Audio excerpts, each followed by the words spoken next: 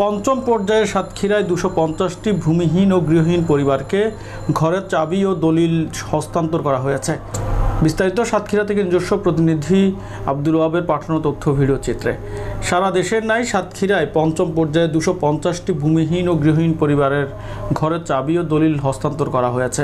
11 June মঙ্গলবার সকাল 10টায় প্রধানমন্ত্রী শেখ হাসিনা ভার্চুয়ালি অনুষ্ঠানের মধ্য দিয়ে এই ঘরের চাবি ও দলিল হস্তান্তর করেন। সাতক্ষীরা প্রান্তে সাতক্ষীরা সদর উপজেলা অডিটোরিয়ামে জেলা প্রশাসক মোহাম্মদ হুমায়ুন কবিরের প্রধানমন্ত্রীর পক্ষে সদর উপজেলার 110টি ভূমিহীন গৃহহীন পরিবারের হাতে ঘরের চাবি ও দলিল তুলে দেন। এই সময় উপস্থিত ছিলেন সদর উপজেলা নির্বাহী কর্মকর্তা সোয়াইব আহমেদ, সদর উপজেলা পরিষদের মহিলা ভাইস চেয়ারম্যান কোহিনুর ইসলাম, সদর উপজেলার সহকারী কমিশনার ভূমি অতীশ সরকার প্রমুখ। অপরদিকে আশাশুনি উপজেলার 140টি পরিবারের মাঝে দ্বিকক্ষ বিশিষ্ট একক ঘরের চাবি ও দলিল হস্তান্তর করা হয়েছে। দুই উপজেলায় 250টি ঘরের চাবি ও দলিল হস্তান্তরের মধ্য দিয়ে সাতক্ষীরা জেলাকে ভূমিহীন ও গৃহহীন মুক্ত ঘোষণা করা হয়।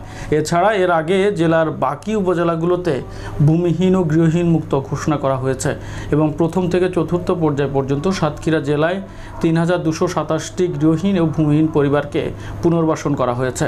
উল্লেখ্য, পঞ্চম পর্যায়ে প্রধানমন্ত্রী শেখ হাসিনা সাতক্ষীরা সহ দেশের 188টি উপজেলায় 18,566 একক গৃহ হস্তান্তর করেন।